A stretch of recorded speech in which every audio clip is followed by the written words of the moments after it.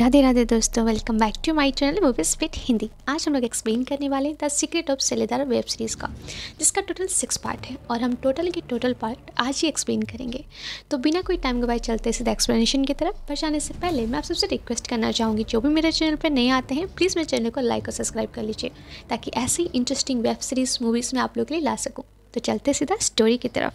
Series की शुरुआत में मतलब पार्ट 1 में हम लोग देख पाते हैं रवि नाम के एक बच्चे को जो अपने पेरेंट्स के साथ कार में कहीं जा रहा होता है, और वहाँ पे वो अपने फादर को ये सवाल करते हैं कि छत्रपति शिवाजी को सब कोई भगवान के हिसाब से क्यों मानते हैं।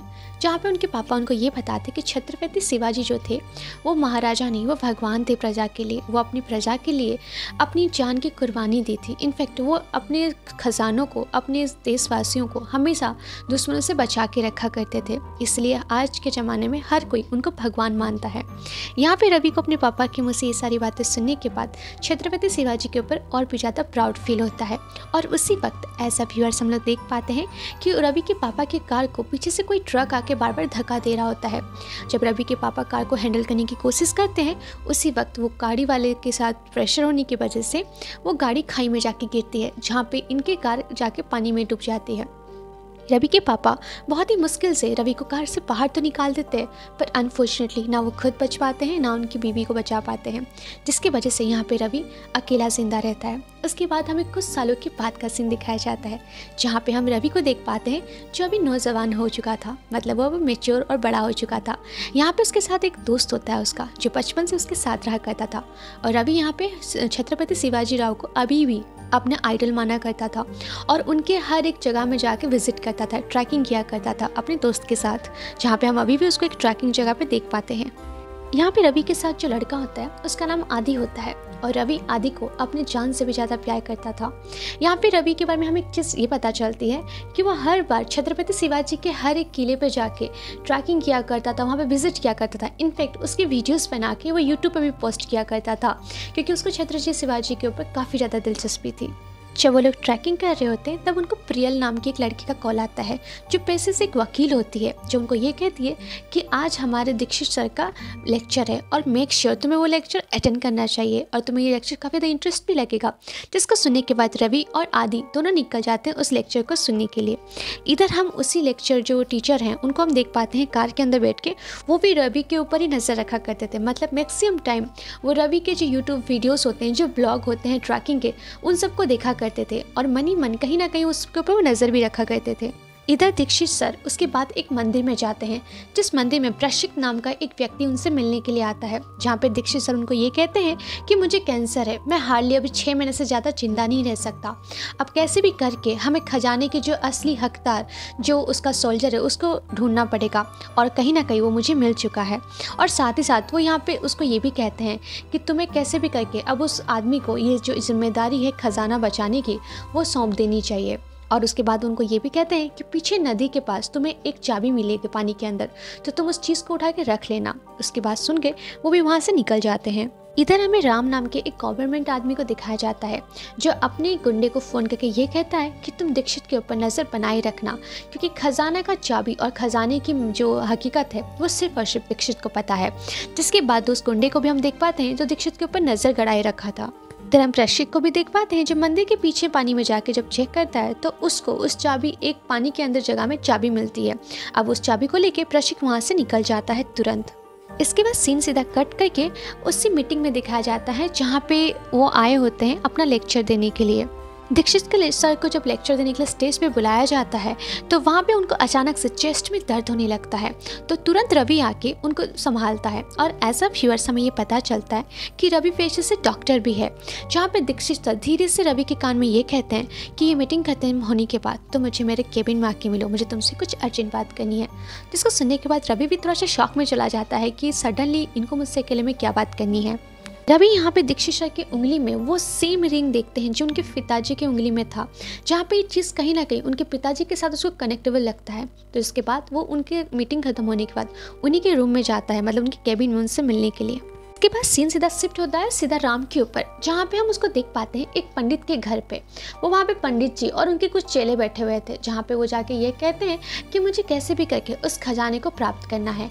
अब ये खजाने का जो रहस्य है ये सिर्फ मेरे पूर्व पुरुषों को पता था, तो तुम कैसे भी करके मेरे पूर्व पुरुष की आत्माओं को बुलाकर उस जगह का वो जो खजाना है उसके बारे में मुझे पता करवाओ। इधर रवि को देख पाते हैं जब दीक्षित के केबिन में वो जाता है तो प्रभु के जो आदमी थे वो भी यहाँ पे दीक्षित के केबिन में रवि को जाते हुए देखते हैं। तो वो लोग तुरंत प्रभु को कॉल करके इस बारे में इन्फॉर्म करते हैं। तो उनको प्रभु कहता है कि तुम कैसे भी करके उन लोग की बातें सुनो। और इधर हम दीक्षित और रवि को एक साथ बात करते हुए देख पाते हैं, जहाँ पे दीक्षित सर रवि को एक पुरानी डायरी देते हैं और साथ ही साथ उसके पापा के बारे में उसको बताते हैं। ये सारी चीज़ों को सुनने के बाद रवि थोड़ा सा सवाल करता है कि आपको मेरे पिताजी के बारे में इतना सब कैसे पता। तो दीक्षित सर उनको ये कहते हैं कि तुम्हारे पापा जो थे वो एक सिलेदार थे, मतलब वो खजाने की रक्षा किया करते थे, वो उनका काम था और तुम उन्हीं के वारिश हो। तो अभी तुम्हारे पिताजी के बाद ये जिम्मेदारी तुम्हारे ऊपर जाती है। और उस डायरी के अंदर रवि के बचपन की सारी चीज़ें होती है, जहाँ पे वो छत्रपति शिवाजी के खजाने के बारे में भी बताते हैं। दीक्षित सर उनको ये भी बताते हैं कि तुम्हारे पिताजी की मौत एक्सीडेंट से नहीं हुई थी, कुछ गुंडे उसी खजाने को प्राप्त करने के लिए तुम्हारे पिताजी की जान ले लिए थे। जब ये लोग बातें कर ही रहे होते हैं अचानक से यहाँ पे वो 2 गुंडे रूम के अंदर जबरदस्ती घुसाते हैं और वहाँ पे वायर ठीक करने के लिए बोलते हैं, पर दीक्षित साहब के मना करने के बावजूद वो नहीं सुनते और जबरदस्ती वहाँ पे खड़े होकर वो वायर ठीक करने लगते हैं। इधर दीक्षित साहब को समझ में तो आ जाता है कि यहाँ पे ये लोग को कोई जबरदस्ती भेजा है या फिर ये गुंडे हैं। तो यहाँ पे वो रवि को ये कहते हैं कि तुम घर जाओ और साथ ही साथ वो डायरी को भी उसको दे देते हैं। पर दीक्षित साहब निकलने से पहले ही वो गुंडे आके वहाँ पे उस प्रभु के सामने उनको मार देते हैं। फिर हमें नेक्स्ट डे मॉर्निंग का सीन दिखाया जाता है, जहाँ पे कोर्ट के बाहर दीक्षित साहब की लाश लटकी हुई मिलती है और यहाँ पे पुलिस ऑफिसर को रवि उनके कैबिन में रात को जाते हुए का सीसीटीवी दिखा था, जिसके बाद उनको रवि के ऊपर डाउट होता है। जब पुलिस ऑफिसर रवि के घर में जाते तो रवि और आदिल दोनों सो रहे होते हैं। अचानक से रवि पुलिस वालों को देख के शॉक में आ जाता है, जब पुलिस वाले उनको बताते हैं कि कल रात को दीक्षित जी की मौत हो चुकी है और उनका पूरा का पूरा शक जो है वो रवि के ऊपर था, क्योंकि रवि के अलावा सीसीटीवी कोई और नहीं दिख रहा था। तो पुलिस वालों को डाउट था कि कहीं रवि ने तो उनका खून नहीं किया है। तो रवि इस चीज़ को सुनने के बाद खुद भी सदमे में चला जाता है कि ये कैसे हो सकता है, मैं तो कल ही रात उनसे मिलने गया था। और इसी सीन को दिखाते हुए एपिसोड 1 वहाँ पे खत्म होता है। तो 2 की शुरुआत में हम रवि पुलिस वालों को पुलिस स्टेशन में देख पाते हैं, जहाँ पे पुलिस स्टेशन में पुलिस वाले उनको बार बार जबरदस्ती ये पूछ रहे होते हैं, जो सीनियर ऑफिसर होते हैं, कि तुमने यहाँ पे दीक्षित सर को क्यों मारा। तो रवि वहाँ पे बताता है कि मैंने उनको नहीं मारा है, इनफैक्ट मैं खुद ही शौक में हूँ कि उनकी मौत कैसे हुई है। पर पुलिस वालों को पूरा का पूरा शक जो था रवि के ऊपर था, जिसकी वजह से वो लोग काफ़ी ज़्यादा फोर्सफुली ये इल्ज़ाम उसके ऊपर लगा रहे थे। पर उसी वक्त हम वहाँ पे प्रियल को आते हुए देख पाते हैं, जो पैसे से वकील थी, और वो यहाँ पे पुलिस वालों को ये कहती कि आपके पास कोई सबूत नहीं है तो आप रवि पे ये ब्लेम और ये इल्ज़ाम नहीं लगा सकते, पहले आप सबूत लेके आइए। जिसको सुनने के बाद पुलिस वाले भी रवि को छोड़ देते हैं, क्योंकि शक के दायरे में वो उसको जेल में तो नहीं डाल सकते थे।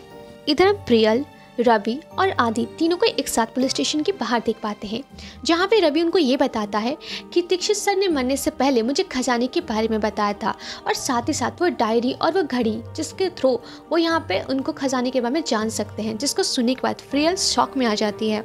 पे और एक चीज़ रिवील होती है, जब दीक्षित साहब की मौत हो रही होती है उसी वक्त उन्होंने रवि को एक टेक्स्ट मैसेज भेजा था, जहाँ पे उन्होंने अपनी मौत के बाद मतलब उसकी जो चीज़ें हुई उसके बाद उन्हीं के चैम्बर में जाने के लिए कहा था। शायद में भी हो सकता है उस चैम्बर में ऐसा कुछ चीज़ें हैं जिसके थ्रू ये आगे उस चीज़ को मदद कर सके।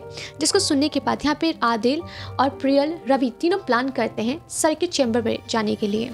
इधर हम राम को भी देख पाते हैं, जो प्रभु को ये कहता है कि तुम्हें यहाँ पे रवि के ऊपर अब नज़र रखनी पड़ेगी, क्योंकि दीक्षित ने मरने से पहले लास्ट आदमी जो था वो राम से मिला था और रवि से मिला था। जो भी हो सकता है रवि को इसके बारे में कुछ जानकारी हो।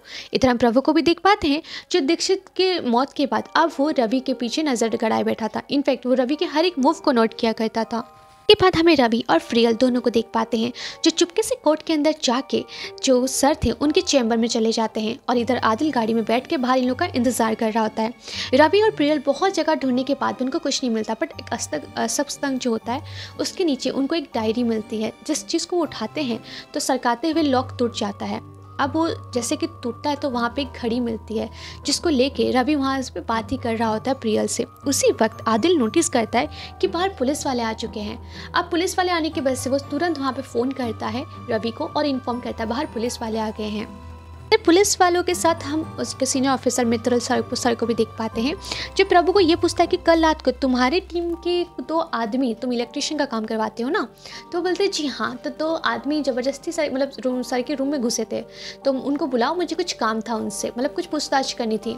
तो यहाँ पर प्रभु तो से घबरा जाता है और साथ ही साथ वो इस रिश्ते को घुमाने के लिए उनसे बातें करने लगता है। उसी वक्त यहाँ पे जब रवि और उसकी फ्रेंड उस रूम में उस दरवाजे को खोलने की कोशिश कर रही होते हैं, उसी वक्त कुछ पुलिस वाले आके वहाँ पे दरवाज़ा नॉक करते हैं, जिसकी वजह से रवि घबरा जाता है। और पुलिस वाले भी इधर सीनियर ऑफिसर को कॉल करके ये बता देते हैं कि सर के केबिन में 2 आदमी घुसे हुए हैं जो दरवाज़ा अंदर से बंद कर रखे हैं, जिसको सुनने के बाद सीनियर ऑफिसर भी जाकर वहाँ पर दरवाज़ा खोलने की कोशिश करते हैं। जैसे वो दरवाज़ा खोल के अंदर घुसते हैं, तब तक रवि और प्रियल वहाँ से भाग चुके थे खिड़की के दरवाजे से, और उनको भागते हुए यहाँ पे वो सीनियर ऑफिसर देख भी लिए होते हैं, जिसके बाद वो उनको पकड़ने के लिए उनको बोलते हैं। इसके बाद हमें एक सीन दिखाया जाता है जिस जगह में कुछ अवार्ड का शो चल रहा था, जहाँ पे हम प्रताप नाम के एक नए कैरेक्टर से मिलते हैं। इसको छत्रपति शिवाजी के आइडल, मतलब उनको आइडल माना करते थे प्रताप सर जो थे, और वो यहाँ पे उनका ही कुछ रिलेटेड कुछ अवार्ड लेने आए थे। बट यहाँ पे उस स्टेज पे आके ये कहते हैं कि छत्रपति शिवाजी जी का ड्रीम था कि हम सब एक हो जाए, जात धर्म पात ये सब पे नज़र ना डालें, हम सब एक हो के खुश रहें, और जब तक ये चीज़ नहीं होता तब तक मैं अवार्ड नहीं लूँगा। और ये कहते हुए वो स्टेज से निकल जाते हैं, और इस चीज़ को सुनने के बाद वहाँ की जितनी भी पब्लिक थी वो काफ़ी ज़्यादा खुश होती है और उनकी तारीफ़ करती है। इसके बाद हमें रात का सीन दिखाया जाता है, जहाँ पे रवि, आदि और प्रियल को हम लोग एक ढाबे में बैठ के खाते हुए देख पाते हैं, जहाँ पे रवि को वो जो मिला हुआ था चैम्बर के अंदर से घड़ी, उस घड़ी के अंदर एक कागज़ मिलता है, बट उस कागज़ में कुछ लिखा हुआ नहीं होता। तो रवि थोड़ा सा दिमाग लगाता है और उस कागज़ में हल्के से पानी का छींटा मारता है, जिसकी वजह से उसके अंदर लिखा हुआ जो अक्षर था, जो नंबर्स थे, वो विजिबल होने लग जाते हैं। मतलब ये एक ऐसे इंक से लिखा हुआ था जिससे पानी की वजह से ही दिखता है। उसके बाद रवि वहाँ पर कुछ नंबर्स को नोट करता है, तो उसको डिकोड करने की कोशिश तो करता है पर उसको समझ में नहीं आता। बट आदि यहाँ पे क्या करता है, उस नंबर्स को लेकर डिकोड करता है, जिसके बाद वो बताता है कि ये एक जगह का कोड नंबर है जिसके थ्रू हमें उस जगह में जाना चाहिए। जगह का नाम मेंशन किया गया है। जब उस कोड को वो डिकोड करते हैं तो वो जगह का नाम निकलता है। एक्चुअल में ये जो लोकेशन था, मतलब ये जो कोड था, ये मुंबई के वृश्चिक की दुकान की थी, जिसके बाद ये लोग प्लान करते हैं मुंबई जाने के लिए। तो वो लोग अपना गाड़ी वहीं पर ही ढाबे के बाहर छोड़कर बस पकड़ के मुंबई के लिए निकलते हैं। नेक्स्ट डे मॉर्निंग ये लोग वृश्चिक की दुकान पहुंचते हैं। जब ये लोग मुंबई में सुबह सुबह वृश्चिक की दुकान के दरवाजे को नॉक करते हैं, तो वृश्चिक उन लोग को देखता है, और वृश्चिक वही इंसान है जिसको हमने एपिसोड 1 में मंदिर में देखा था। उसके बाद वृश्चिक उन लोग को देख के समझ जाते हैं कि ये लोग खजाने के बारे में पूछताछ करने के लिए यहाँ पे आए हैं। उसके बाद लोग को लेके दुकान के अंदर चला जाता है, जहाँ पे वो उस घड़ी को दिखाते हुए उनको सारी चीज़ें बता ही रहा होता है। उसी वक्त हम यहाँ पे प्रभु के गुंडे को भी वहाँ पे आते हुए देख पाते हैं, जो यहाँ पे बहुत टाइम से रवि का पीछा कर रहे होते हैं। प्रभु के गुंडे वहाँ पे उनके ऊपर हमला कर देते हैं, तो वो तीनों उस दुकान से बाहर निकल के भागने लगते हैं, और इसी बीच में प्रभु के गुंडे उनके ऊपर गन जो होता है वो भी तान देते हैं। उसी वक्त यहाँ पे प्रशिक आके उन लोग को कार में बैठा के वहाँ से भगा के अपने घर ले जाता है, जहाँ पे वो उनको बात बताता है कि एक्चुअल में मैं पहले आर्किटेक्ट का काम किया करता था, तो मुझे ज़मीन के अंदर ये घड़ी मिली थी, जिसमें मैंने इसको देख के समझ गया था कि ये छत्रपति शिवाजी का है। अब कुछ गुंडे इस खजाने को पाने के लिए मेरे फैमिली तक को भी मार दिए हैं। अभी यहाँ पे रवि को उस मंदिर में मिली हुई चाबी को देते हुए ये कहते हैं कि तुम्हारे पिताजी ने इस खजाने को बचाते हुए अपनी जान की कुर्बानी दी थी, अब तुम्हारी बारी इस खजाने को बचाने की। जिसके बाद चाबी को रवि अपने हाथ में लेते ही अपने पिताजी को याद करता है, और मन ही मन ये ठानता है कि चाहे कुछ भी हो जाए, मैं अपने पिताजी के बलिदान को व्यर्थ जाने नहीं दूंगा, और मैं उन गुंडों से छत्रपति शिवाजी राव का जितना भी खजाना है उनको बचा के रखूँगा। और इसी सीन के बीच में हम यहाँ पे प्रियल को भी देख पाते हैं, जो ऑलरेडी उसी कमेंट ऑफिसर को फ़ोन करके ये बता रही होती है कि यहाँ पर क्या क्या हुआ। और एज ए व्यूअर्स हमें पता चलता है कि एक अंडरकवर एजेंट है उसी ऑफिसर की, जो इन लोग के साथ रह के उनकी मदद करने का नाटक कर रही है, और इनके सारे सीक्रेट्स उधर रवि को उसके बता रही होती है। उसी सीन को दिखाते हुए यहाँ पे एपिसोड 2 खत्म होता है। एपिसोड 3 की शुरुआत में हम रवि को देख पाते हैं, जो प्रशिक के घर पे बैठकर अपने पेरेंट्स को याद कर रहा होता है। उसी वक्त प्रशिक आके उनको ये कहता है कि ये जो खजाने का लॉक है वो 3 चाबियों से खुलता है। एक तो मेरे पास है जो ऑलरेडी इस घड़ी में है, दूसरा तुम्हें ढूंढना पड़ेगा, और तीसरा शायद वो ऐसी जगह में है जहाँ पे जिसकी वजह से ऑलरेडी जिन लोगों ने तुम्हारे पिताजी को मारा था उन लोगों के पास होगा। जिसको सुनने के बाद रवि यहाँ पे थोड़ा सा शॉक में आता है, और उसको याद आता है कि कौशिक साहब ने उसको एक डायरी दी थी, जिसके बाद वहाँ पे प्रशिक को वो डायरी दिखाता है। पर प्रशिक उस डायरी को नोटिस करते हुए ये कहता है कि इसमें कुछ तो एक्चुअली में गड़बड़ है। तो वो क्या करता है, तुरंत उसी टाइम में उस डायरी को फाड़ देता है। जैसे वो डायरी को फाड़ता है, उसके अंदर से और एक चाबी निकलता है। वो चाबी में जैसे एक जगह का मैप था और उसी मैप में उस दूसरी चाबी की लोकेशन थी, जिसको देखते हुए यहाँ पे लोग काफ़ी ज़्यादा खुश होते हैं। इधर सीन कट करके हमें उसी ढाबे पे दिखाया जाता है जहाँ पे ऑलरेडी उस पुलिस वालों के साथ वो गाड़ी पे चेकिंग हो रही थी, रवि की गाड़ी पे। जहाँ पे रवि की गाड़ी के अंदर पुलिस वाले को एक ट्रैकर मिलता है, जिसके बाद उनको समझ में आता है कि कहीं ना कहीं रवि के ऊपर कोई और भी नज़र रख रहा होता है। जब ये लोग बात कर ही रहे होते हैं, उसी वक्त ढाबे के द्वारा उनको ये पता चलता है कि रवि और उसके दोस्त आज कल रात को ही बस पकड़ के मुंबई के लिए निकल चुके हैं। जिसके बाद ये लोग मुंबई जाने का प्लान करते हैं। जब यहाँ पे रवि और उसके दोस्त उस मैप को ढंग से देखते हैं तो उनको उस मैप में एक्चुअल में कुछ समझ में नहीं आ रहा होता है। तो यहाँ पे रवि थोड़ी देर नोटिस करने के बाद उनको ये कहता है कि एक्चुअल में ये मैप जो है किसी जगह या किसी रास्ते का नहीं है, ये अंडरग्राउंड जगह का है, मतलब पाइपलाइंस की जगह का है, जिसके थ्रू हमें यहाँ पे तीसरी चाबी मिल सकती है। के साथ उस मैप में किंग एडवर्ड का भी सिंबल था, जिसको थ्रू ये यहाँ पे ये कहता है कि फर्स्ट वर्ल्ड वॉर के टाइम में ही किंग एडवर्ड का जो स्टंप था वो था एक इंडिया के राजभवन में आके रुके थे। तो मे भी हो सकता है कि इसका जो रास्ता है वो राजभवन के मेन डोर में ही होगा, जिसके थ्रू यहाँ पे वो लोग कहते हैं कि हमें कैसे भी करके राजभवन जाना पड़ेगा।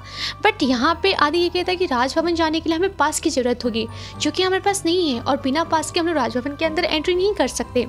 तो यहाँ पे प्रियल ये कहती है कि पास का जिम्मेदारी मैं लेती हूँ, कैसे भी करके पास का इंतजाम मैं कर दूँगी। ऐसा व्यूअर्स हमें पता तो है कि प्रियल जो है वो यहाँ पे राम से मिली हुई है, जो गवर्नमेंट सर्विस ऑफिसर है, और जिसके थ्रू यहाँ पे वो पास का इंतजाम भी कर सकती थी। उसके नेक्स्ट डे मॉर्निंग हम रवि, आदिल और वो सर साथ ही साथ प्रियल को भी देख पाते हैं राजभवन के बाहर, जहाँ पे ऑलरेडी प्रियल के पास होने की वजह से वो लोग राजभवन के अंदर एंट्री कर पाते हैं। और आदि पहले के जैसे कार में बाहर बैठा के इन लोगों का इंतजार कर रहा होता है। दिल यहाँ पे घर के अंदर बैठ के, मतलब सॉरी गाड़ी के अंदर बैठ के इन लोगों को राजभवन के अंदर हर एक जगह का लोकेशन बता रहा होता है, जिस लोकेशन पे एक्चुअल में इनको जाना था। ये लोग राजभवन के अंदर जाके सारे चीज़ों को खोजबीन करने लगते हैं। यहाँ पे राजा देशमुख जी का जो फोटो था उनको वो दिखता है, और उसी फोटो में उनको वही सेम रिंग दिखाई देती है जिस रिंग में उनके पिताजी के पास भी था, और उसके बाद उन्होंने किसी और के पास भी देखा था। जिसके बाद ये लोग समझ जाते हैं कि एक्चुअली कहीं ना कहीं जो देशमुख जी थे वो भी इनके साथ ही मिले हुए थे, वो भी एक सोल्जर ही होंगे। जिसके बाद ये देशमुख जी की केबिन के बारे में पूछते हैं आदिल को, तो आदिल उनको कहता है कि उनका जो केबिन था वो लाइब्रेरी के ऊपर था। जिसके बाद ये तीनों मिलके लाइब्रेरी की तरफ जाते हैं। पर जैसे लाइब्रेरी के पास ये लोग पहुंचते हैं, ऑलरेडी प्रियल को एक पुलिस वाला देख लेता है। पर यहाँ पे रवि को देखने से पहले रवि और वो सर दोनों छुप जाते हैं। जिसके बाद प्रियल को पुलिस वाला लेके नीचे मीटिंग में चला जाता है, क्योंकि मीटिंग नीचे ऑलरेडी कोई फंक्शन चल रहा होता है। तो यहाँ पे रवि और वो सर यहाँ पे हर जगह ढूंढ रहे होते हैं। तो रवि और प्रशिक को केबिन में 2 तलवारें दिख जाती है, जहाँ पे रवि को लगता है कि कहीं ना कहीं इस तलवार को खींचने से इनको दूसरा डोर या जो दरवाजा है सीक्रेट डोर वो मिल जाएगा। जिसके बाद रवि उस जो तलवार को उसको खींचता है, पर तलवार खींचने से कोई फर्क नहीं पड़ता, ना ही कोई सीक्रेट डोर ओपन होता है। तो यहाँ पे रवि कहता है कि ठीक है दीक्षित साहब, हम दोनों साथ में मिलकर खींचेंगे। जब वो दोनों मिलकर एक साथ उस तलवार को जोर से नीचे तरफ खींचते हैं, मतलब प्रेस करते हैं, उसके बाद जाके यहाँ पे एक सीक्रेट डोर ओपन होता है, जहाँ पे रवि और वो दोनों मिलकर उस सीक्रेट डोर के अंदर निकल घुसते हैं। रवि और वो सर जब उस सुरंग के अंदर एंटर करते हैं तो वहाँ पे बहुत सारे तलवार, तीर, भाला, इन सब का डिज़ाइन बना हुआ दीवार में दिखता है, और वो लोग धीरे धीरे अंदर जा रहे होते हैं। और उसी बीच में लोग यहाँ पे ढूंढ रहे होते हैं। उसी वक्त हम आदि को देख पाते हैं। आदि को यहाँ पे प्रभु दिखता है बाहर महल के बाहर खड़े होते हुए, जहाँ पे आदि इन लोग को देख के डर जाता है, क्योंकि उसको पता था कि प्रभु यहाँ पे उन लोग को ही ढूंढ रहा है और उन लोग को मारने की कोशिश कर रहा है। फिर हम रवि और प्रशिक को भी देख पाते हैं, जो सुरंग के अंदर एक जगह उनको दिखती है जहाँ पे पत्थर में अलग अलग डिजाइन बने हुए थे। जब रवि और प्रशिक दोनों मिलकर उस पत्थर को प्रेस करते हैं तो उनको और एक सुरंग का दरवाजा ओपन होते हुए दिखता है। इस सुरंग के अंदर उनको एक तेज चमकता हुआ बॉक्स मिलता है। जब रवि और प्रशिक उस बॉक्स को लेके जाने लगते हैं, उसी वक्त वहाँ पे प्रभु आ जाता है, जिसको ऑलरेडी यहाँ पे राम ने बुलाया था। यहाँ पे प्रभु उन लोगों पर बहुत ज़्यादा मतलब गन तान के बोलता है वो बॉक्स देने के लिए, पर वो लोग लड़ते हैं और इसी बीच में प्रशिक जी को गोली लग जाती है। बट गोली लगने के बावजूद वो यहाँ पे उसको बचाने की कोशिश करते हैं। प्रभु को यहाँ पे रवि मार देता है, और जैसे ही प्रभु को मार के वो दोनों यहाँ से निकलने की कोशिश कर ही रहे होते हैं, उसी वक्त वहाँ पे राम आ जाता है, जो फिर से गोली चला देता है, जो सीधा जाकर दीक्षित को लगता है। अब वो यहाँ पे गोली लगने के बावजूद रवि को उस बॉक्स को लेके वहाँ से जाने के लिए कहता है, और रवि उस बॉक्स को लेके वहाँ से भाग जाता है। और उसी वक्त वहाँ पे जो राम था वो यहाँ पे दीक्षित के सीने में बहुत ही बेरहमी से गोली चला के उनको मार देता है। प्रशिक यहाँ पे राजा छत्रपति जी का सारा खजाना बचाने में अपनी जान की कुर्बानी देते हुए काफ़ी खुश होता है और इसी सीन को दिखाते हुए एपिसोड 3 यहाँ पे ख़त्म हो जाता है। 4 की शुरुआत में हमें प्रशिक जी के जो केबिन था वहाँ पे ऑलरेडी राम पुलिस वाले को भी देख पाते हैं। जब पुलिस वाले आके यहाँ पे राम से पूछताछ करते हैं तो वो ये कहते हैं कि प्रशिक उनको मारने के लिए आया था, जहाँ पे ये अपनी जान बचाने के चक्कर में प्रशिक को मार देते हैं। और ऑलरेडी वो गवर्नमेंट ऑफिसर था तो उसमें तो पुलिस वाले भरोसा करने ही वाले थे, तो यहाँ पे उस बातों को वो सच मान लेते हैं। इधर रवि, आदिल और प्रियल को हम लोग गाड़ी में जाते हुए देख पाते हैं, जहाँ पे आदिल उनको पूछता है यहाँ पे प्रशिक जी के बारे में, जहाँ पे रवि काफ़ी दुखी होते हुए ये कहता है कि प्रशिक जी शहीद हो चुके हैं। तो इसको सुनने के बाद आदिल काफ़ी ज़्यादा अपसेट होता है। इधर हम राम के ऊपर भी सीन देख पाते हैं, जो केबिन में जाके एक फ़ोटो के सामने खड़े होकर हाथ जोड़ के ये कहता है कि इस बार तो मैं नाकामयाब रहा, पर अगली बार मैं अपनी मंजिल को पा के ही रहूँगा। और साथ ही साथ उस खजाने के बारे में भी कहता है और ये कहता है कि अगली बार मैं उन लोग को मिलूँगा तो मैं लोग को छोड़ूंगा नहीं, उनको बलि चढ़ा दूँगा। इसके बाद हमें रात का सीन दिखाया जाता है, जहाँ पे आदि, रवि और प्रियल तीनों एक साथ बैठे होते हैं और अपने बारे में बात कर रहे होते हैं, जहाँ पे आदिल रवि को ये कहता है कि तुम ये सब कुछ छोड़ के चलो मेरे साथ, कहीं दूर भाग जाते हैं, मेरा तुम्हारे अलावा कोई भी नहीं है, अगर तुम्हें कुछ हो जाएगा तो मैं जिंदा कैसे रहूँगा। तो रवि उसको बहुत ही ये से कहता है कि यार ऐसे कैसे कर सकता हूँ, मेरे पिताजी ने इस खजाने को बचाने में अपनी जान की कुर्बानी दी थी, मेरे इतने सारे लोग मेरे आंखों के सामने शहीद होते जा रहे हैं, तो मैं उनकी कुर्बानी को जाया कैसे जाने दूँ। मैं सबसे पीछे भाग के जाने वालों में से नहीं हूँ, मैं अपने पिताजी का खून हूँ, तो मैं उनके साथ ही रहूँगा।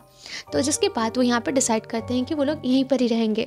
सारी बातें सुनने के बाद प्रियल को बहुत ज़्यादा गिल्ट फील होता है, जहाँ पे वो रवि और आदि को अपनी सच्चाई बता देती है कि वो राम के लिए काम किया करती थी। इनफैक्ट आज तक इन्होंने जो भी प्लान सब किया था वो सारी बातें वो राम को बताया करती थी, जिसको सुनने के बाद रवि को काफ़ी ज़्यादा गुस्सा आता है। पर प्रियल यहाँ पे अपनी मजबूरी भी बताती है कि उस राम ने मेरे माँ पापा को किडनैप कर लिया था और ये धमकी दी थी अगर मैं उसकी बात ना मानूँ तो वो मेरे माँ बाप को मार देगा, जिसके बारे में रवि और आदिल सुनने के बाद उसकी मजबूरी को समझते हैं और उसको अपनी टीम में ले लेते हैं। इधर नेक्स्ट डे मॉर्निंग हम राम को देख पाते हैं, जो एक कॉन्फ्रेंस के सामने ये कहता है कि मेरे पे कुछ आतंकवादियों ने हमला कर दिया था, पर मैंने उनको मार के कैसे भी करके अपनी जान को बचा लिया है। उसके नेक्स्ट डे मॉर्निंग हम यहाँ पे आदिल, रवि और प्रियल को देख पाते हैं, जो प्रताप के घर पे आए होते हैं, क्योंकि कहीं ना कहीं उनको ये लगता था कि प्रताप इन सब चीज़ों के बीच में कुछ जानते हैं और हो ना हो उनको उस चाबी के बारे में या फिर उस लॉक या फिर उस बॉक्स के बारे में कुछ पता होगा, क्योंकि वो जो बॉक्स मिला था हमें, वो बॉक्स के अंदर ऐसे कुछ लॉक थे, मतलब जिसको डिकोड करने के बाद ही ओपन हो सकता था। अब इसी चीज़ की मदद लेने के लिए यहाँ पे वो प्रताप के पास आते हैं, जहाँ पे प्रताप से बात कर रहे होते हैं, पर प्रताप उनकी बातों को यकीन नहीं करता। जब शिवाजी छत्रपति जी का वो खजाने के बारे में बताते हैं तो प्रताप को लगता है कि ये लोग कोई झूठे आदमी हैं या फिर झूठ बोल रहे हैं। बट यहाँ पे जब उसकी बातों को समझ नहीं पाता तो प्रताप क्या करता है, पुलिस वालों को फ़ोन करके यहाँ पे उनकी मदद के लिए बुलाता है, क्योंकि उसको रवि फ्रॉड लग रहा था। पर उसी बातों के बीच में ही हम देख पाते हैं जब रवि वो घड़ी को निकाल के प्रताप को दिखाता है तो प्रताप को यकीन हो जाता है, क्योंकि वो घड़ी छत्रपति शिवाजी राव की ही थी, जिसको एक राजा ने उनको दिया था और उन्हीं के खजानों को छत्रपति शिवाजी राव बचा रहे होते हैं। उसी वक्त वो लोग वहाँ पे बात करते हैं। बॉक्स के जो कोड से वो कटप्पा याडी के टाइटल से ही खुल सकते थे, मतलब वो एक कोड होता है जिसको डिकोड करना पड़ता है, मतलब कुछ लेटर्स होते हैं, कुछ वर्ड्स होते हैं जिसको नंबर के थ्रू मेंशन किया जाता है। अब वो क्या प्रोसेस है उसके बारे में तो ज़्यादा जानकारी नहीं है। तो यहाँ पे कैसे भी करके प्रताप, रवि, यहाँ पे आदिल और प्रियल चारों मिलकर इसको खोलने की कोशिश करते हैं। पे आदिल उन वर्ड्स को पकड़ के एक नंबर्स क्रिएट करता है। जब उस नंबर को लेकर यहाँ पे रवि उस बॉक्स में ऐड करता है तो ये बॉक्स खुल जाता है और उस बॉक्स के अंदर हमें छत्रपति शिवाजी का वही तलवार, वो छोटा सा खंजर मिलता है जिससे वो अपने दुश्मनों को मारा करते थे। अब कहीं ना कहीं इन लोगों को इस चीज़ को देख के काफ़ी ज़्यादा खुशी मिलती है कि छत्रपति शिवाजी के खंजर के सहारे इनको उनका आशीर्वाद मिल चुका था। रवि उस खंजर को लेके अपने सर पे लगा के उसको रखता है। तलवार को एक कपड़े में लगाया गया था और उस कपड़े के अंदर बहुत सारे भगवानों की तस्वीरें लगी हुई थी, जिसको प्रकाश देख के ये कहता है कि ये जो नक्काशी है ये भूतनाथ मंदिर के बाहर की है और हो ना हो इसका जो रास्ता है तीसरे चाबी का ये भूतनाथ मंदिर की तरफ ही होके जाता होगा। तब ये सारी बातें कर ही रहा होता है, उसी वक्त प्रताप के सेक्रेटरी आके प्रताप को ये इन्फॉर्म करते हैं कि बाहर पुलिस वाले आए हैं, जिसको सुनने के बाद प्रताप को काफ़ी रिग्रेट फील होता है और रवि को ये बताता है कि मुझे पहले तुम पे ट्रस्ट नहीं था तो इसलिए मैंने पुलिस को को बुलाया था, बट डोंट वरी, इस जगह से भी मैं तुमको बचाऊंगा। उसके बाद अपने हेलीकॉप्टर से प्रताप, रवि, प्रियल और आदि चारों मिलके वहाँ से चले जाते हैं। पुलिस ऑफिसर को मतलब उस हेलीकॉप्टर को जाते हुए देख के ये लगता है कि प्रताप ऐसे रवि की मदद क्यों कर रहा है, उसका ऐसा क्या मतलब है, और यहाँ पे वो उन लोग को जाते हुए भी देख लेता है। इस सीन को दिखाते हुए यहाँ पे एपिसोड 4 खत्म होता है। एपिसोड 5 की शुरुआत में हमें पुलिस वाले देख पाते हैं, जहाँ पे पुलिस वालों को ये जानकारी मिल चुकी थी कि जो राजभवन राम जो थे उन्हीं के थ्रू यहाँ पे प्रियल और रवि को पास मिले थे। तो यहाँ पे पुलिस वालों को तो डाउट होता है राम के ऊपर कि उन्होंने इन लोगों को पास क्यों दिया अगर ये लोग गलत थे। तो यहाँ पे वो लोग राम से पूछताछ करने के लिए पुलिस में फ़ोन करके इन्फॉर्म करते हैं कि हमें राम के साथ थोड़ी सी पूछताछ करनी होगी। इधर हम प्रकाश को देख पाते हैं जो भूतनाथ के मंदिर में राम को, रवि को, प्रियल को और आदिल को लेके आता है, जहाँ पे सेम टू सेम वही तरह की आकृति बनी हुई थी, पर कहीं भी उनको मंदिर के अंदर जाने का रास्ता नहीं मिलता है। रवि यहाँ पे उस कपड़े को दोबारा ओपन करके देखता है, तो उस कपड़े में वो एक नोटिस करता है कि एक उल्टा शिवलिंग होता है। तो रवि उस उल्टे शिवलिंग को यहाँ पे ढूंढने लगता है। ये सारी चीजें वो सोच ही रहा होता है, तो वो अचानक से मंदिर की तरफ देखता है, तो उसको नोटिस होता है कि जो शिव जी का लिंग था वो पानी के परछाई में उल्टी दिख रही थी। जहाँ पे इन लोग को समझ में आ चुका था कि अब इनको आगे का रास्ता शिव के मंदिर में जाके मिलेगा। उसके बाद हम इधर पुलिस स्टेशन का लुक सीन देख पाते हैं। पुलिस स्टेशन में हम मित्रा ऑफिसर को देख पाते हैं, जहाँ पे वो पुलिस थाने आने के बाद उसको ये पता चलता है कि राम कहीं गायब हो गया है, और एज अ पुलिस वाला उसको पहले से राम पे कहीं ना कहीं डाउट था। जिसको सुनने के बाद वो थोड़ा सा शॉक में चला जाता है कि एक्चुअल में गड़बड़ किसके तरफ से है, रवि के तरफ से या राम के तरफ से। इसी कन्फ्यूज़न के बीच में उसको खबर मिलती है कि रवि जो है वो भूतनाथ के मंदिर में गया हुआ है प्रताप सर के साथ, जिसके बाद ये लोग तुरंत वहाँ से भूतनाथ मंदिर के लिए निकलते हैं। यहाँ पे हम रवि, प्रताप, यहाँ पे आदि और प्रियल को देख पाते हैं जो उसी मंदिर के अंदर होते हैं। उस मंदिर को लोग गौर से नोटिस करते हैं, पर एज अ व्यूअर्स और एज अ ऑडियंस हम लोग को तो पता ही है, जहाँ पे शिवलिंग होता है वहाँ पे नंदी महाराज और शिव जी के ऊपर पानी जरूर गिरता रहता है। तो यहाँ पे जो प्रकाश था वो ये कहता है कि मंदिर में शिवलिंग तो है पर शिव के ऊपर कहीं पानी नहीं आ रहा है। तो उस पानी की जगह को ये लोग ढूंढते हैं कि किस जगह से वो पानी आता है। फिर रवि और आदिल उस मंदिर के अंदर वो जगह ढूंढने लगते हैं जिस जगह से शिवलिंग की पानी को जाया करता था, और उनको एक जगह सीक्रेटली मिल जाता है जहाँ पे उनको एक शंख भी मिलता है। अब रवि उस शंख को एक सिंबल के थ्रू ले लेता है ताकि इन फ्यूचर उसको जब चाबी का जगह मिला, लोकेशन मिले, तो वो उस शंख वहाँ पे रख के उसको इस्तेमाल कर सके। यहाँ पे प्रकाश नोटिस करता है कि उस शंख पे लिखा होता है कि जो आया है वो जाएगा और विष्णु जैसा मेरा भाई राजा राज करेगा। प्रकाश उनको ये कहता है कि ये एक पहेली है, जिसका मतलब होता है कि आगे एक विष्णु जी का छोटा सा मंदिर है और जहाँ पे हमें आगे इसका रास्ता मिलेगा। उसके कहने के साथ आगे गुफा की तरफ ये चारों मिलके जाते हैं उसी विष्णु भगवान जी के मंदिर की तरफ। यहाँ पे प्रकाश को हम लोग देख पाते हैं वो ज़्यादा एजड होने की वजह से वो जाते जाते वहाँ पे रास्ते में थक जाता है, तो वो वहाँ पे रुक जाता है। इधर रवि, प्रियल और आदिल तीनों जाते हैं। जब वो आगे बढ़ते हैं तो उसी बीच में उनको राम के आदमी हमला कर देते हैं और वहाँ पे राम भी आ जाता है। राम जो होता है वो आदिल पे सीधा गन पॉइंट करता है और उसको धमकी देता है रवि को कि अगर तुम मेरे साथ खजाना ढूंढने में मदद नहीं करते हो तो तुम्हारा ये जो जिगरी भाई है उसको मैं ख़त्म कर दूंगा। तो रवि इसको देख के काफ़ी अपसेट होता है क्योंकि वो बहुत ही प्यार करता था आदिल से। तो फिर वो ना चाहते हुए भी राम के साथ मिलके उसको खजाना ढूंढने में निकलता है। उसके बाद ये सब कोई मिलकर उस जो विष्णु जी के मंदिर थे उसकी तरफ जाते हैं। विष्णु भगवान के मंदिर के अंदर एक सीक्रेट दरवाज़ा या फिर एक रूम होता है, जिसके बाद ये लोग उस रूम के अंदर एंट्री करते हैं तो एक बड़ा सा बॉक्स होता है और चारों तरफ अंधेरा होता है। यहाँ पे वो उस बॉक्स को खोलने का या फिर एक सीक्रेट डोर ओपन करने का जगह ढूंढ रहे होते हैं, जहाँ पे वो दीवार के हर एक चीज़ को, छोटी से छोटी, बड़ी से बड़ी, हर एक चीज़ को नोटिस करते हैं कि कहाँ पे कौन सा सीक्रेट डोर हो सकता है। यहाँ पे रवि नोटिस करता है कि जो विष्णु भगवान जी की मूर्ति बनी थी दीवार पे, उसमें एक शंख रखने का जगह बना हुआ था पर शंख वहाँ पे नहीं था। तो रवि क्या करता है, वो जो पहले मंदिर शिव जी के मंदिर से जो शंख उसको मिला था वो लेके उसी भगवान विष्णु जी के हाथ पे वो शंख को रख देता है। जैसे ही शंख को रखता है एक सीक्रेट सा डोर ओपन होता है जहाँ पे एक लॉकर जैसा बना हुआ था जिसकी चाबी छत्रपति शिवाजी राव की वही खंजर थी जो उनको पहले मिली थी।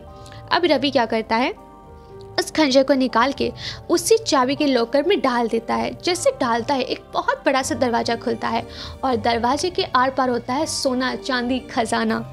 पर यहाँ पे रवि को कहीं ना कहीं डाउट होता है कि इतनी इजीली छत्रपति शिवाजी अपने खजाने को तो नहीं रखेंगे, पर यहाँ पे हम राम को देख पाते हैं जो खजाना देख के इतना बावला हो जाता है कि खजाने को पकड़ के नाचने लग जाता है।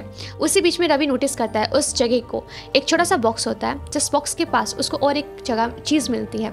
अब वो उस चाबी को लेके अपने पास छुपा के रख लेता है और रवि का दिमाग में ये चलता है कि पहले उसको बताया गया था कि चाबी के 3 होते हैं, ये तो ऑलरेडी 2 चाबी है, मतलब तीसरी चाबी कहीं ना कहीं राम के पास है। तो वो जाके राम से बात करता है, उसको बोलता है कि तुम्हारे पास तीसरी चाबी है क्योंकि ये खजाने सारे नकली हैं, झूठ है ये सब कुछ। पर राम इसको मानने के लिए तैयार नहीं था और यहाँ पे वो रवि को मार के ख़त्म करना चाहता था। जैसे वो रवि के ऊपर गन पॉइंट कर ही रहा होता है, उसी वक्त हम प्रकाश को देख पाते हैं, वो वहाँ पे एंट्री करता है और राम को मार देता है। राम को मारने के बाद प्रकाश उसको बताता है कि ये बॉक्स जो है इसके अंदर तीसरी चाबी है, मतलब ये असली खजाना नहीं है, असली खजाना कहीं और रखा हुआ है। और इसी बीच में हम पुलिस वाले को भी वहाँ पे आते हुए सुन पाते हैं। इधर रवि आदिल और प्रियल को ये कहते हैं कि तुम यहाँ पे राम के जो आदमी हैं, जो भी गुंडे हैं, उनको पकड़ के रखो ताकि पुलिस जब आए उन लोग को वो सच्चाई और हकीकत बता देना। इधर प्रकाश और रवि मिलके यहाँ पे राजगढ़ के फोर्ट की तरफ निकल जाते हैं जहाँ पे एक्चुअली राजा छत्रपति शिवाजी राव का जो खजाना था वो छुपा हुआ था। और यहाँ पे इसी सीन को दिखाते हुए एपिसोड 5 भी यहाँ पे ख़त्म हो जाता है। 6 मतलब इस वेब सीरीज का लास्ट एक्सप्लेनेशन, जहाँ पे हम उस पुलिस वाले को देख पाते हैं जो आदिल और प्रियल से सवाल कर रहे होते हैं, जहाँ पे वो पूछते हैं कि वो लोग कहाँ गए हैं। पर जहाँ पे ये लोग उसको खजाने के बारे में बताते हैं तो फर्स्ट ऑफ ऑल पुलिस वाले को तो यकीन नहीं होता क्योंकि ये सब चीज़ स्टोरी में होती है, रियल में थोड़ी ना। तो यहाँ पे वो आदिल को सवाल ना करते हुए प्रियल को ये पूछते हैं कि वो दोनों कहाँ गए हैं। तो प्रियल उनको ये रिवील करते कि वो लोग अपने मंजिल को पाने के लिए गए हैं और कहीं नहीं। आदिल साथ ये भी कहते कि अभी आपको हमारी बातों पे यकीन नहीं है, पर कल जब आप खुद अपनी आंखों से खजाना देखोगे तब आपको हमारी असलियत या हकीकत पे भरोसा होने लगेगा। इधर रवि और ये सर मिलके राज सदर और राजस्तंभ के जो बीच सेंटर है उसको सर्च करते हैं क्योंकि उसी बीच के थ्रू ही उसी जो चाबी का लोकेशन है वो वहीं पर ही होता है उस किले में। जब वो लोग इधर उधर देखते हैं तो उनको एक सुरंग मिलती है जो उन दोनों राज सदर के बीच की होती है, जहाँ पे वो दोनों मिलके उस सुरंग के अंदर जाते हैं। पर सुरंग के अंदर बहुत ज़्यादा अंधेरा होने की वजह से रवि वहाँ पे मसाल जला लेता है। यहाँ पे नोटिस करता है कि उस गुफे के अंदर हर जगह बहुत ही ज़्यादा अंधेरा था, मतलब गुप्त अंधेरा, जहाँ पे कहीं से भी थोड़ी सी भी रोशनी नहीं आती है। अब यहाँ पे रवि उस जो खजाना का जो जगह था उसके हर एक कोने में, हर एक दीवार में चेक कर रहा होता है। तो उसको एक छोटा सा जगह में आधा चांद का निशान मिलता है, जहाँ पे रवि ये कहता है कि मराठी लोग अपने सर में आधा चांद सजाते हैं। तो कहीं ना कहीं इसी वे में, इसी रास्ते के थ्रू उसी खजाने का रास्ता है। फिर जैसे उसी चांद के जो जगह था उसको प्रेस करता है तो तीसरा और एक दरवाज़ा, मतलब पत्थर साइड होता है और उनको फिर से और एक गुफा की तरफ जाने का रास्ता मिलता है। जब रवि और वो सर दोनों मिलकर गुफे के अंदर जाते हैं मसाल पकड़ के, तो उसके उस दीवार में बहुत सारे देवी देवता की तस्वीर बनी हुई मिलती है, मतलब आकृति मिलती है। और फाइनली वो लोग उस दरवाजे के डोर तक पहुँच ही जाते हैं। जब यहाँ पे रवि उस डोर को नोटिस करता है, घड़ी थी। अब पहली चाबी रवि घड़ी को वहाँ पे लगा देता है पर दूसरी चाबी उसके पास अभी भी नहीं थी। रवि यही सब चीज़ सोच ही रहा होता है। उसी वक्त प्रताप यहाँ पे रवि के हाथ में गोली मार देता है और यहाँ पे प्रताप का असलियत हमें रिवील होता है कि प्रताप जो था बहुत ही सालों से इस खजाने के पीछे पड़ा हुआ था।